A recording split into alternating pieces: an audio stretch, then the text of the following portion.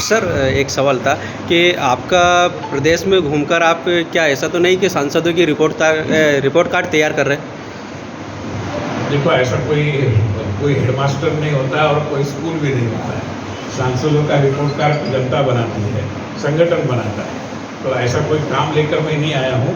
मैं तो हमारे सारे सांसद, विधायक, सारे कार्यकर्ता, पदाधिकारी जिस प्रामाणिकता से परिश्रम कर रहे हैं उसको एक रूप से जनता के सम्मुख समेकित रूप में लाने की ये महाजन संपर्क अभियान की योजना है, उसका मैं एक हिस्सा हूँ, कार्यकर्ता हूँ। सर एक और सवाल था मेरा कि भाजपा की सरकार में भी क्या है कि भाजपा के कार्यकर्ताओं को लफ्ज़ात के मामले में धरने पर बैठना पड़ रहा है, तो ऐसा क्यों?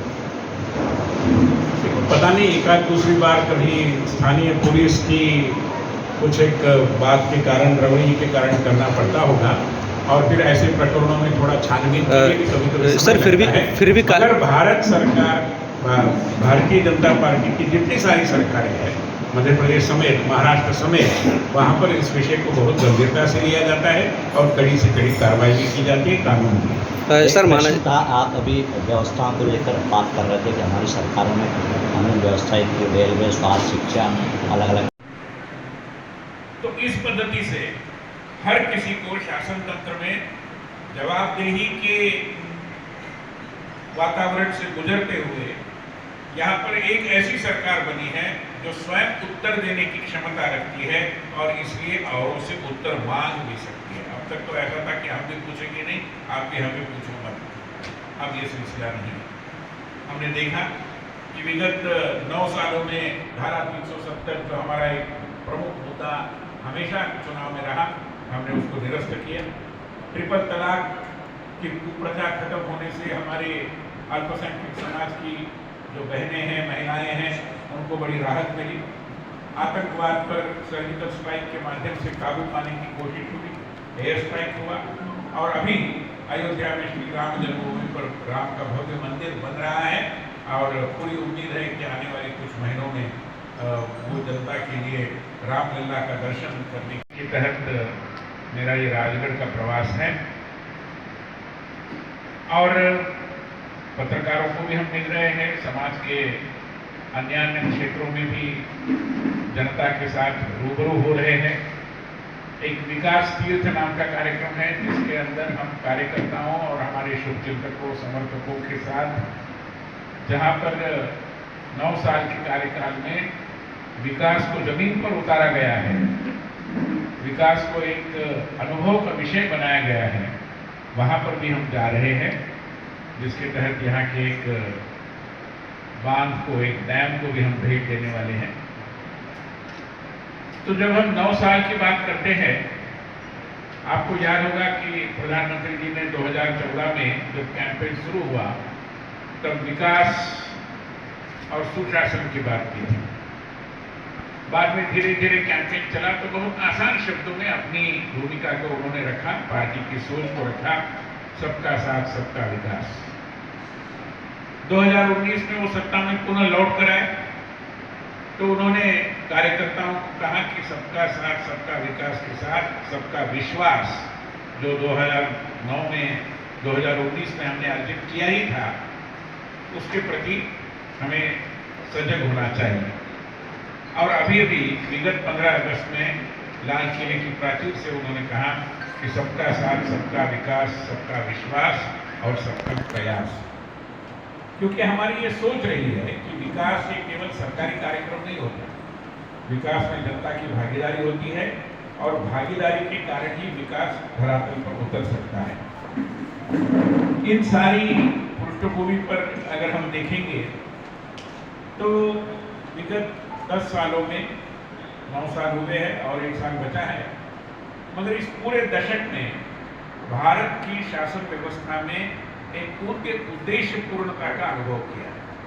कोई भी काम सरकार कर रही है तो किसी ठोस उद्देश्य के लिए कर रही है, उसको समय सीमा का बंधन है, उसमें उसमें जो सरकारी कर्मचारी सहभागी है उनकी जवाबदेही है। एक प्रगति नाम का कार्यक्रम चलता है, आप में से कुछ लोगों ने देखा होगा, कि जिसमें जितने सारे बड़े बड़े इंफ्रास्ट्रक्चर प्रोजेक्ट है, चाहे रेल का हो, रोड बनाने का हो, डैम बनाने का हो, जो भी कुछ हो, उनके बारे में प्रधानमंत्री स्वयं इसी तरीके से एक टेबल के छोर पर बैठ के सभी राज्यों को मंत्रणा करती ही है, मगर उस राज्य का जहां में वो प्रोजेक्ट बन रहा है उसके चीफ सेक्रेटरी को बुलाया जाता है ऑनलाइन और उससे पूछताछ करते हैं कि आपकी राज्य सरकार ने कहा था कि यहाँ पर ये जो हमारा फॉरेस्ट डिपार्टमेंट है उसकी जो क्लियरेंस आनी थी वो 29 तारीख तक आएगी, आज 5 तारीख है, आपने क्लियरेंस क्यों नहीं की? इसमें हर व्यक्ति को शुद्ध पेयजल मिले, स्वास्थ्य सेवाएं मिले, शिक्षा मिले, पोषण मुक्त हो।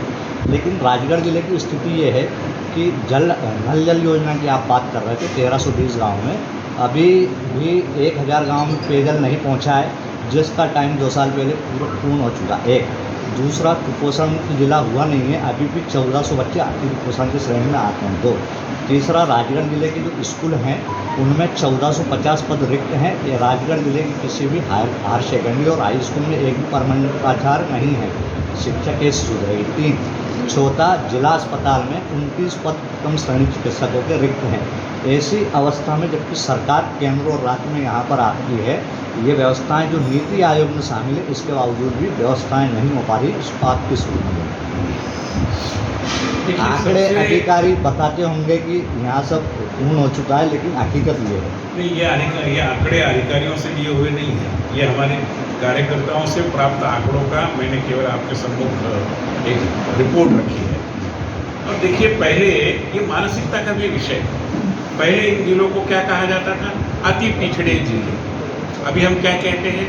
ये आकांक्षी जिले। लोगों के अंदर विकास की आकांक्षा भी निर्माण होना जरूरी होता है। धारावी, मैं मुंबई से आता हूँ, धारावी आपने भी कई लोगों ने देखा होगा, पिक्चरों में तो फिल्मों में तो देखते ही। तो धारावी के लोगों की सबसे पहली समस्या क्या थी पता है?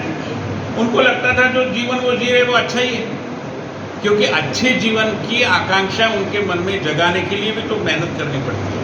वो हुआ, अभी धारावी का कायापलट हो रहा है और आज जितने सारे ऐसे पिछड़े अति पिछड़े जिले थे उनको भी अभी इस आकांक्षा की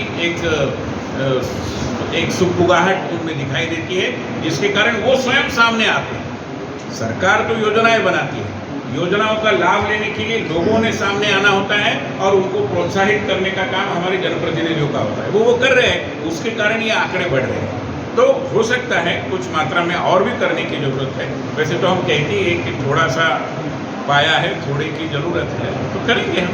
दूसरा एक और था, संगठन से जुड़ा हुआ विषय था। आप प्रदेश के प्रभारी भी रहे हैं भाजपा के, आपने उस दौर में उस व्यवस्था को देखा, आप दूसरी भूमिका में हैं, तो दोनों परिस्थितियों में प्रदेश की जो वर्तमान स्थिति है, चुनाव आने वाले हैं, तो उसको किस रूप में देखते हैं? पहले अधिक स्थिति मजबूत थी या आज अधिक स्थिति मजबूत है? देखो, बदलते समय के साथ साथ नए नए तंत्र भी विकसित होते हैं, नई रचनाएं बनती है, नए जवान नए खून से नए खून की जितने सारे कार्यकर्ता है, युवा कार्यकर्ता है, वो भी आते जाते हैं। पीढ़ी दर पीढ़ी परिवर्तन भी होता रहता है। तो मैं तो मानता हूँ कि जो भी, मैं अभी 2-3 दिन से यहाँ पर यात्रा में हूँ, कई लोगों से मिला हूँ, पुराने कार्यकर्ता, नए कार्यकर्ता, बाहर से आए कार्यकर्ता, सभी को हम मिल रहे हैं और ध्यान में ये आ रहा है कि कार्यकर्ताओं में अधिक जोश है, उत्साह है, उमंग है। पुनः एक बार यहाँ पर सरकार स्थापित करने की पूरी प्रेरणा है और प्रधानमंत्री मोदी जी का आशीर्वाद और यहाँ के स्थानीय नेतृत्व की हिम्मत, इसके चलते विजय हमारी होने वाली है, इसमें कोई शक नहीं। सर, मध्य प्रदेश में देखा है एंटी इनकम्बेंसी देखने को मिल रही, इस बार सीएम का स्टेज होगा या इस बार सरकार को चुनाव लड़ा जाएगा? देखिए, ये एंटी इनकम्बेंसी ये एक समाचार पत्रों ने बनाया हुआ शब्दावली है। राजनीति शास्त्र का मैं भी छात्र हूँ, कहीं भी एंटी इनकम्बेंसी नाम का कोई विषय नहीं है। कई ऐसी सरकारें हैं जो दशकों तक चलती रही। केरल में कम्युनिस्टों की सरकार, नेहरू जी की सरकार लगभग 17-18 साल चली, बंगाल में वामपंथियों की सरकार चली। तो ऐसा नहीं होता कि एंटी इनकम्बेंसी आनी है या इतने साल के बाद वो होनी होती है, ऐसा कुछ नहीं है। ये एक राजनीति शास्त्र के उस रूप में जानकार न होते हुए भी कई बार ऐसी शब्दावलियों का प्रयोग होता रहता है। मुझे ऐसा तनिक लगता नहीं। एंटी इनकम्बेंसी कब होती है? जब विकास होता है। एंटी इनकम्बेंसी तब होती है जब लोगों को लगता है कि भाई उब गए अभी इस सरकार से, ये तो त्राही कर रही है। यहाँ तो मैं देख रहा हूँ कि विकास लोगों के दरवाजे की चौखट तक पहुँच रहा है, वो अनुभव का हिस्सा बना है। आप जाइए कि आपकी हमारी आयुष्मान भारत योजना के लाभ देखिए, प्रधानमंत्री आवास योजना के लाभ देखिए, सौभाग्य योजना के लाभ देखिए, किसानों को जिस पद्धति से खाद उपलब्ध कराने की बात हो या पानी उपलब्ध कराने की बात हो, मैं मानता हूं कि आज राजगढ़ की अगर मैं बात करूं, यह जिला एक जमाने में घुमंतू चरवाहों के लिए प्रसिद्ध था। आज ऐसा हुआ है कि यहाँ पर एक स्थिरता है, पानी उपलब्ध है, 4-4 डैम बने हैं। क्या इसको हम नकार सकते हैं कि ये विकास विगत 10 सालों में हुआ है? तो क्यों, मतलब यहाँ की जनता को कोई कारण तो चाहिए।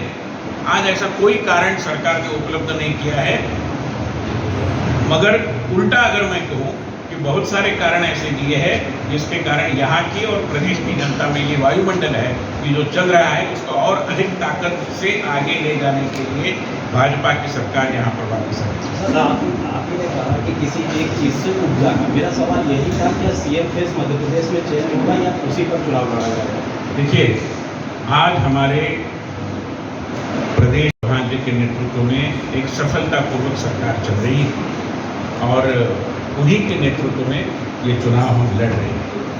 सर, जब मध्य प्रदेश में कांग्रेस की गवर्नमेंट थी उस समय दावेदार की संख्या बहुत कम थी, लेकिन आज लगातार 17-18 साल से प्रदेश में भाजपा की सरकार है। इसमें कहीं ना कहीं जो दावेदारों की संख्या है वो बढ़ गई है और पिछले चुनाव में भी हमने देखा है कि कई ऐसे उदाहरण देखने को मिले कि जो दावेदार और टिकट किसी एक को मिलने के बाद कहीं ना कहीं दूसरे दावेदारों ने उसका विरोध किया है और जिसका नतीजा ये रहा कि जो गवर्नमेंट है वो गवर्नमेंट ही चेंज हो गई। क्या ऐसा कुछ इस बार भी ऐसी लगातार दावेदारों की संख्या बढ़ रही है और आपसी सामंजस्य की कमी है, उस सामंजस्य को कैसे आप संतुलित?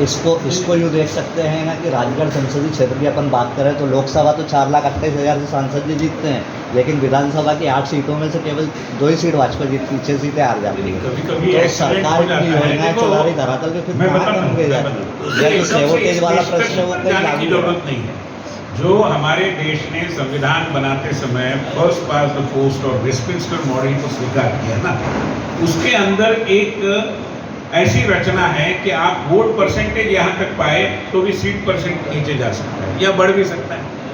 कांग्रेस ने कोई बड़ी सफलता हासिल नहीं वोट परसेंट ज्यादा पाया, वोट राजगढ़ जिले परसेंट में भाजपा कांग्रेस से का ज्यादा हमसे वोट आधा परसेंट परसेंट कम था, बावजूद इसके कांग्रेस 8 सीटें अधिक लेके गई और लोगों के ध्यान में आए तो विकृति है। अभी तो जो सरकार चाहिए तो वो आई नहीं, तो जिनको लगा कि हम विकृति को दूर करना चाहिए वो हमारे पास आ गए।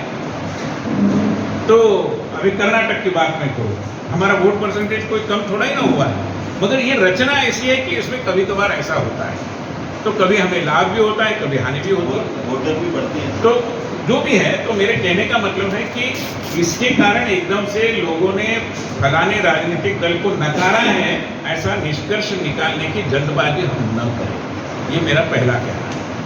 सर, बीजेपी का जो फॉर्मूला था 70+ टिकट नहीं देने का, क्या इस बार 23 और 24 में इस फॉर्मूले पर ढील दी जाएगी? देखिए, बीजेपी बहुत सारे प्रयोग करती रहती है, उसको कभी मुझे बताइए हमारे संविधान में हमारे राष्ट्रीय अध्यक्ष जी ने, हमारे प्रदेश अध्यक्ष कभी कहा है कि ये फार्मूला है करके? ये तो आप लोगों ने निर्णय किया कि ये फार्मूला है, हमने कब कहा कि ये फार्मूला है? मतलब तो ऐसा कोई फार्मूला नहीं है। गुणवत्ता के आधार पर हर कोई कार्यकर्ता आकांक्षा से चुनाव लड़ने की उम्मीद जता सकता है, आपकी बात को बता सकता है, प्रदेश का और केंद्र का नेतृत्व उचित निर्णय करता है, क्योंकि हमें चुनाव जीतना है। धन्यवाद। जिले में आदरणीय भाई साहब पधारे हैं एवं सभी हमारे जिले के प्रतिनिधि यहाँ पर आए, उसके लिए बहुत बहुत धन्यवाद।